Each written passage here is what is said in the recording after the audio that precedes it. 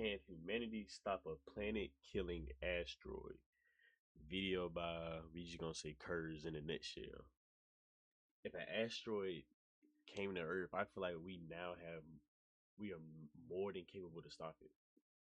For sure, we could use some way to like throw like a rocket ship up there with nobody in it, and we just blow it up and like set it off track of its course, like if it's in orbit with Earth. I don't know. I think.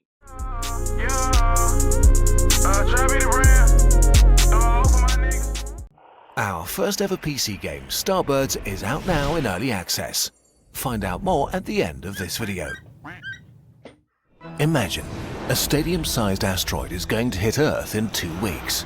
Even at this moderate size, a fireball brighter than the sun tears through the atmosphere at 60 times the speed of sound, and the destructive power of 4,000 Hiroshima bombs flattens cities, killing millions.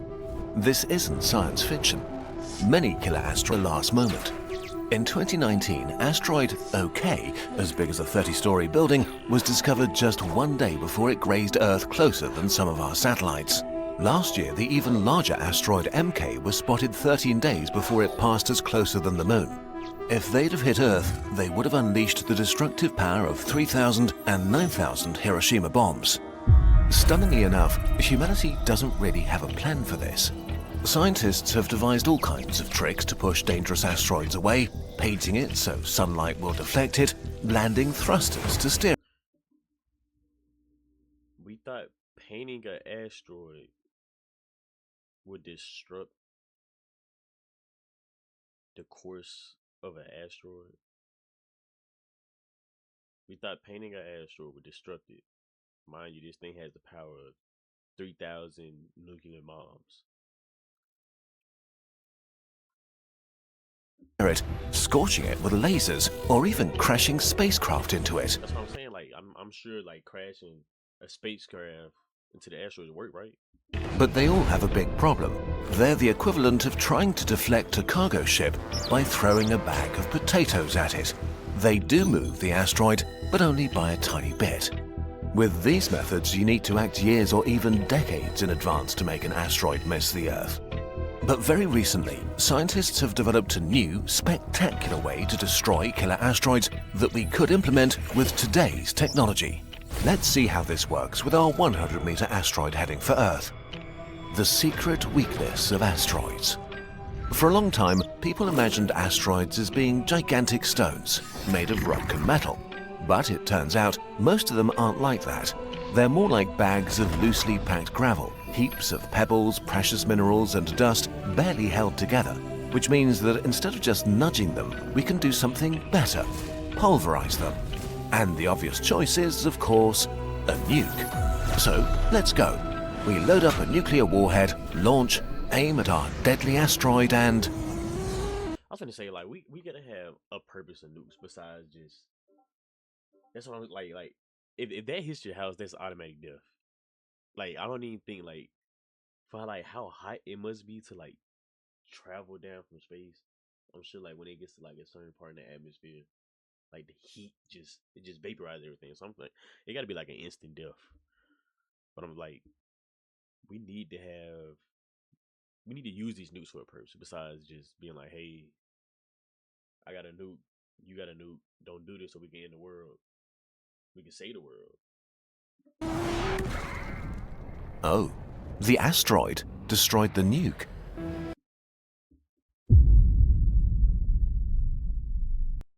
There's nothing we can do.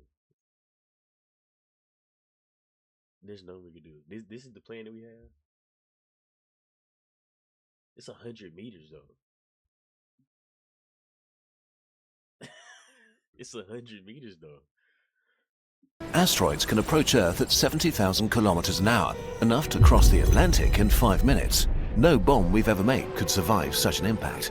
So if we go for a head-on collision, the asteroid will wreck the nuke before it even has a chance to explode. Okay, easy. Let's explode the bomb before it touches the asteroid. Scientists have estimated the optimal distance, which for our 100-meter killer friend would be a few tens. That's what I'm saying. What's up, Asian? What I'm saying is like, you see how like the bomb has to get a certain distance away from the asteroid for it to blow up and impact it. Imagine like the asteroid. This is Earth. The asteroid coming to Earth. By the time it's like right here, like does it even need to hit the Earth for us to like die? That's what I'm saying. Like Hundreds of meters above the surface. Launch, set the timer, and the explosion has made a dramatic crater and nothing else. Unfortunately, in space there's no air to carry a you see this P? We did. We did. We did. shockwave, so most of the explosion's energy is lost. The rock will still hit us in 2 weeks, only a few kilometers to the left. Striking such a behemoth with a nuke is like hitting our cargo ship with a washing machine instead of potatoes. Better, but still useless. Okay, let's go the movie route. Land someone on the asteroid, drill a hole, and bury a nuke inside to avoid all of these problems. And indeed, this is possible in theory, albeit suicidal in practice. Landing on any space body is a nightmare, even on fairly big Mars, whose Think about like how fast this is moving. And you trying to put a human person. You trying to put a human person on an asteroid moving at almost what he said 70,000 kilometers an hour. I'm sure like the like what is it inertia like you know how the niggas face be all smushed and all that like your skin and meat falling off your bones as soon as you get on the rock. That's what I'm saying. Who's getting on the asteroid? surface we know almost perfectly, roughly 70% of our attempts have failed. So imagine the chances of landing a crew and a nuclear bomb on a small and extremely fast asteroid discovered just 2 weeks in advance. Even if we succeeded, drilling in microgravity is painfully slow since there's no downward pull to help you. So we'd need an agonizing amount of time that we don't have. So sadly, that's not the answer. We have to think less like Hollywood and more like a lumberjack. The smart way. If you want to split a log, you don't hit it with a rock. You use an axe, a dense and perfectly shaped tool designed to break things apart. And just in the same way, scientists have found a new tool to destroy asteroids. Super dense, ultra-fast cosmic bullets. We won't even have to Cosmic bullets. Imagine if someone can put that inside of a firearm and you just get eviscerated by cosmic bullets. That'd be crazy. shoot them. Our cosmic bullets are called penetrators. A few meters long, slim and made of tungsten, a metal way denser and harder than rock. They work in an extremely simple way. You just put the penetrators in the way of the asteroid to float silently in space. From the perspective of the asteroid, you wouldn't see a few tiny bullets sitting still. You'd see them rushing at you at 70,000 kilometers an hour. It doesn't matter who stands still and who's fast. But this speed means that by far the longest part of this mission is to get to the asteroid in time. We can't destroy it too close to Earth because its fragments will slam into the atmosphere all at once with the power of thousands of nuclear bombs. Our atmosphere can absorb isolated chunks, but if thousands of them strike together, their shock waves will add up and kill millions. So instead, we need to get it 1 day before impact when the asteroid will be nearly 2 million kilometers away, more than 4 times further than the Moon. A vast distance, but doable. Our current rockets can cover this in about a week. We'll just send one penetrator about 2 meters long and weighing 2.5 tons. Once our rocket arrives, it puts the penetrator in place to cause maximum damage, and then we wait. A tiny speck of light appears in the vast distance, and then suddenly it's here, shooting at us faster than the speed of sound. We'll slow down time to see exactly what happens. The asteroid crashes into the penetrator so fast and with so much violence that the power of 120 metric tons of TNT is released into the asteroid. The rock vaporizes and the tungsten melts away, carving a wound that tunnels through the asteroid. The damage is too much, and with all of this energy looking for a place Okay, so if this happens, how many like small fractures of the asteroid are gonna come and hit Earth now?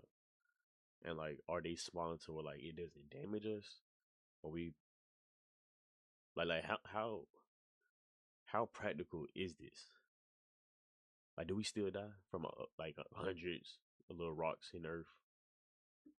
Cause I'm sure they still moving fast as shit. To go, the asteroid is blasted into thousands of pieces. The debris spreads out into a diffuse cloud. A day later, the fragments hit Earth, dispersed over hundreds of thousands of square kilometers and turning an apocalypse into a mostly harmless show of cosmic fireworks. So if we prepare and get everything ready, spotting a killer asteroid with 2 weeks' notice would be enough. But this was just a small asteroid. What if we face a cosmic mountain, a planet killer carrying the destructive power?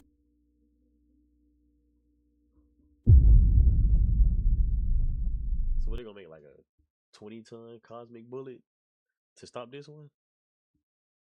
Of tens of thousands of nuclear arsenals. The non-avian dinosaurs would tell you about it, but they're dead. What if it is a planet killer? Planet killers are objects so vast and powerful that they would end most life on Earth in a single strike. The most dangerous ones are comets from the outer fringes of the solar system, so distant and dark that tracking them is... Okay. I'm a very big hypothetical guy. Our solar system, like, is so small. I think, what is it, like the Milky Way? Like, that itself is like a little marble. There's no way that we are the only like intelligent life form. Like it can possibly be like talking monkeys somewhere. But I'm sure there's creatures out there that's way smarter than humans. For sure.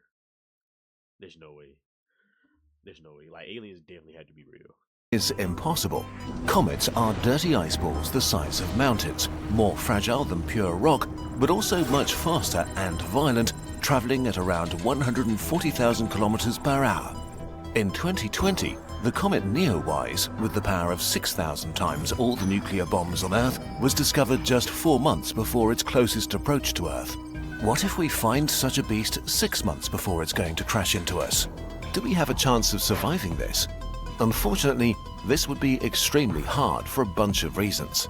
First of all, our planet killer comet has so much more mass than a tiny killer asteroid that simply breaking it into millions of pieces would not help us that much. That's what I'm saying, because like this is so big. A lot of these little small pieces probably the size of the one that we initially we just seen. So you would need a bunch of those bullets to hit all of these. That's a lot of rockets. I'm not sure how many other resources you got to use to make those rockets to send those bullets into space, but that's a lot of rocks to stop. The chunks that hit Earth would still be massive and numerous enough to set the sky ablaze and kill most life on Earth. So we need to make most, if not all of its fragments completely miss Earth. But to do that, we need to destroy it much further away, as far away as Mars.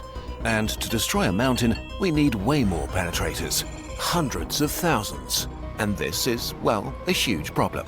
To travel this far and to transport this much payload, we need at least 24,000 super heavy rockets. As of today, humanity has 2, and they're not really finished yet.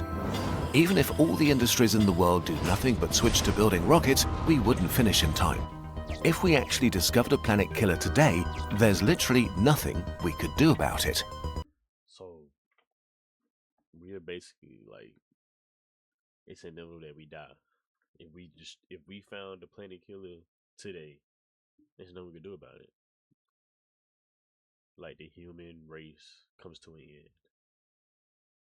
and they won't know the human race exists till millions of years later. Like, we find out about the dinosaurs. That's crazy. When you think of something like that, like let's say, a random species. Let's say elephants become the new humans, and they look back millions of years ago, how they went through evolution, all that, and then humans were like at the top, and now elephants are. Reading books about humans that died millions of years ago from an asteroid that they tried to stop, that was inevitable. Except, maybe if we combine penetrators with a bit of Hollywood and our old friend the nuclear bomb, there is still a way. For this plan to work, we basically need to have all the parts ready beforehand. A rocket like NASA's SLS, the one planned to take astronauts to the moon, loaded up with everything we need, ready to launch. As soon as the planet killer is spotted on its way to wipe us out, we launch a single rocket to meet it. For 5 long months, it travels through the nothingness of space as life on Earth nervously continues. Finally, it reaches its destination a bit beyond the orbit of Mars. Now, we deploy 5 massive penetrators in sequence, one perfectly lined up 2 kilometers after the other. The engineering challenge of aligning and timing this correctly is horrendous, and we only have one attempt. So, a few very brave astronauts go on this one-way trip to supervise the process with no way home. Nervous hours pass as all of humanity. If they did that, the volunteers for this mission like had to have generations of wealth for the like thousands of years or something. Like 10 generations need to just be all with it. Like it should be impossible for that family line to go broke doing something like this. Each of them. Humanity watches the skies and screens. And then the moment comes. The icy mountain of death appears in full, and then it's already here. Slow down time again. The comet smashes into the first penetrator at 140,000 kilometers an hour, unleashing the power of 2,000 tons of TNT. Ice, rock, and tungsten liquefy in an instant as the energy of the impact eats itself dozens of meters deep into the mountain. Here's the second one, perfectly hitting the same spot, punching directly into the crater, smashing, melting, drilling. The third and fourth penetrators repeat the process again, now smashing a tunnel about 100 meters deep. But this time, this is just a scratch on the surface of the monster. The comet is not really damaged yet. And then comes the final penetrator and its toxic load. 300 megatons in nuclear warheads, 20,000 times more energy than the bomb that destroyed Hiroshima. It travels deep into the tunnel, and just before it hits the end, it explodes. Hiroshima was a bomb. Tripping. I'm tripping. This time, the nuke works. Instead of hitting nothing in the vacuum, the energy of the explosion smashes into rock and gravel and ice. On top of vaporizing it from the inside, there's so much shock and push and punch that a frozen world billions of years old dies from within, turning into a cloud of millions of fragments spreading in all directions. Humanity is saved. To make this happen in reality would take unprecedented planning and precision, and yet it's possible. Not in a century with sci-fi technology, just with the rockets, engineering, and knowledge we already have today. Want to drill some asteroids yourself? Our first ever PC game, Starbirds, is out now in early access. Join. Alright, that's the end of the video. Shout out to Curves in a Nutshell. I like that video. I like the animation. You think I should play this game? I don't know if I'll play that, but I did like this video.